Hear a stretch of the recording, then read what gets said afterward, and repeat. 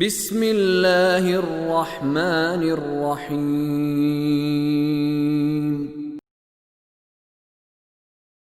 یا ایہا الذین آمنوا اذا نکحتم المؤمنات ثم طلقتموہن من قبل ان تمسوہن فما لکم علیہن من عدت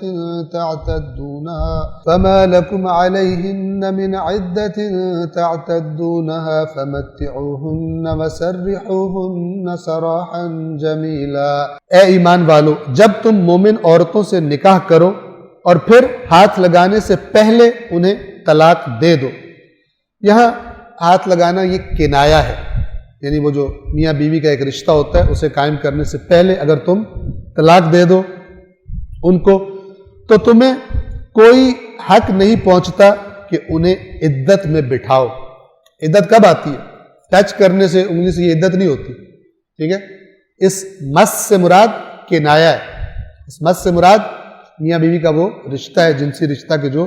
اگر وہ اس کے قائم ہونے سے پہلے طلاق دے دی ہے اب عورت کی عدت نہیں ہوتی،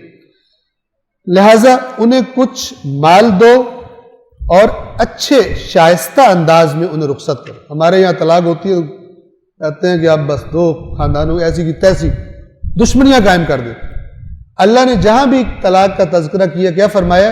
اچھے انداز میں کچھ دے کر، کچھ تحفے طائف دے کر۔ تمہاری نہیں بن رہی اس کا مطلب یہ تھوڑی ہے کہ اب جنگ کرنی ہے، اول تو طلاق نہیں ہونی چاہیے، لیکن اگر بالآخر اللہ نے طلاق رکھی اس لیے کہ بالآخر ایسا ہو جاتا ہے، انسان دو ان کا نہیں بنتی آپس میں۔ اب جب یہ طلاق دینی ہے تو کیا دینا ہے؟ ایک دوسرے پہ گندے گندے الزام لگاؤ، لڑائیاں کرو، کیس کر دو، تباہی ایک دوسرے کی کر دو، یہ مسلمانوں کا کام نہیں ہے۔ جہاں بھی طلاق کا تذکرہ ہے اللہ کیا فرماتا ہے؟ امساکم بمعروف او تسریح باحسان، یا تو اچھے طریقے سے روک لو، اچھے طریقے سے، نہ کہ تنگ کرنے کے لیے روک لو۔ پھر تم نے اگر طلاق مانگی ہے نا، ساری عمر یاد رکھو گی میں تمہیں طلاق نہیں دوں گا،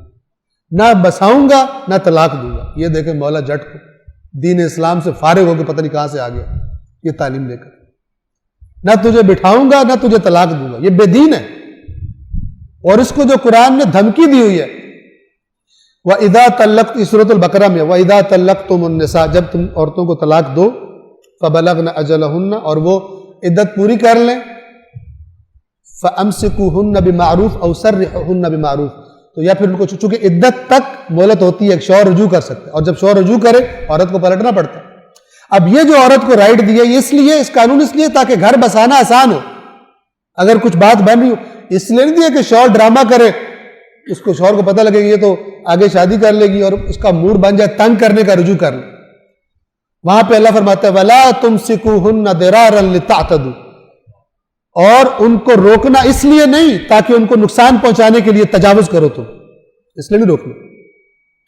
وَمَن يَفْعَلْ ذَلِكَ فَقَدْ ظَلَمَ نَفْسَهُ، جس نے یہ حرکت کی اس نے اپنے آپ پہ ظلم کیا۔ اللہ کہہ رہا ہے، یعنی میں پھر پوچھوں گا تم سے، اگر تم نے بسانے کی نیت کے علاوہ رجوع کیا ہے تاکہ عورت کو تنگ کرو، تاکہ اس کا مال واپس لو، واپس نکال پیسے میرے جو میں نے دیا ہوا ہے، قرآن کی آیات ہے، جو دے چکے ہو واپس مت مانگو، تمہارا رائٹ ہی نہیں ہے واپس مانگنا۔ یہاں پہ عجیب جاہلیت والے معاشرے کی طرح کاروبار ہو رہے ہوتے، ساڈا اتنا خرچہ ہویا، تھوڑا کتنا خرچہ ہوا، لین دین۔ آپ توجہ فرمایا کہ تنگ کرنے کے لیے نہ روکنا ان کو، جس نے یہ کیا اس نے اپنے نفس پہ ظلم کیا۔ پھر فرمایا وَلَا تَتَّخِذُوا آیَاتِ اللَّهِ هُزُوًا، اللہ کی آیتوں کو مذاق مت بنانا، اللہ کے حکم کو مذاق مت بنانا کہ تمہارا بسانے کا ارادہ نہیں ہے، تنگ کرنے کے لیے اپنا کوئی مطالبہ بنوانے کے لیے تم رجوع کر رہے ہو، مذاق نہ بنانا ہے اللہ کی آیات کا۔ وَاذْكُرُوا نِعْمَةَ اللَّهِ عَلَيْكُمْ وَمَا أَنزَلَ عَلَيْكُمْ مِنَ الْكِتَابِ وَالْحِكْمَةِ يَعِظُكُمْ بِهِ، اور اللہ کی اس نعمت کو یاد کرو اور اس کتاب کو اور اس حکمت کو یاد کرو جو اس نے تمہارے اوپر نازل کی ہے، یعنی یہ قرآن کی آیات جس میں اللہ نے تمہیں نصیحت کی ہے۔ وَاتَّقُوا اللَّهَ وَاعْلَمُوا أَنَّ اللَّهَ بِكُلِّ شَيْءٍ عَلِيمٌ، اور اللہ سے ڈرو اور اچھی طرح جان لو کہ اللہ کو ہر بات کی خبر ہے، تم کیوں روک رہے ہو، اچھی نیت سے روک رہے ہو یا اس بیچاری کو تنگ کرنے کے لیے تم نے روکا ہے، اللہ کو پتہ ہے، پھر خدا بھی تم سے بدلہ لے گا۔ آج کل یہ روٹین ہے، میں اس لیے کہہ رہا ہوں کہ ہم اب ہر چوتھے دن ایک کیس ہمارے پاس آیا ہوتا ہے، اور ہوتا کیا ہے، شوہر نے مثلا طلاق دے دی ہوئی ہے اور اچانک اس کا موڈ بنا، کبھی کہتا ہے میں نے طلاق ہی نہیں دی، کبھی کہتا ہے میں نے، بیوی نے پہلے کہا طلاق دے دی میں نے، پھر اس کے بعد کہتا ہے کہ ایک ہمیں شرعی مسائل کا پتہ نہیں ہوتا، طلاق کی شرائط کیا ہیں، یہ احکامات پتہ ہونا چاہیے، طلاق دینے کے لیے کیا کیا شرائط ہوں تو طلاق ہوتی ہے، اور آپ کو مثلا خاص طور پہ جو لڑکی والے ہیں ان کو کیا کیا چیز اس وقت اگر طلاق ہو رہی ہے تو ان کو یقینی بنا لینا چاہیے کہ یہ چیزیں ہمارے پاس ہوں، بعد میں وہ پھر جائے آپ اذیت میں پڑ جائیں گے، وہ کہے میں نے دی کوئی نہیں، آپ کیا کریں گے؟ جو بے دین ہوتے ہیں وہ تو ویسے ہی آزاد ہوتے ہیں، وہ تو بغیر طلاق کے بھی جو مرضی کرتے پھر، جو دیندار عورتیں ہوتی ہیں ان کے لیے مسئلہ بن جاتا ہے، لہٰذا اگر کوئی ایسا مسئلہ ہے ہمیں شرعی مسئلہ پتہ ہونا چاہیے تاکہ وقت طلاق میں سارے تقاضے پورے کیے جائیں تاکہ بعد میں اس کو خرابی کرنے کا موقع نہ ملے۔ کتنے کیس خود ہمارے پاس آتے ہیں، خاتون کہہ رہی ہے 3 سال پہلے میاں نے مجھے نوٹس بھجوایا تھا، طلاق دے دی ہے، تو اب میرے نام ایک دکان کروائی تھی تو وہ میں نے دکان جو ہے مانگی ہے ابھی مجھے دو، ٹھیک ہے، اب وہ کہہ رہا ہے میں نے تجھے طلاق ہی نہیں دی۔ اندازہ لگائیں اس مسلمان کا، کہہ رہا میں نے تجھے طلاق ہی نہیں دی،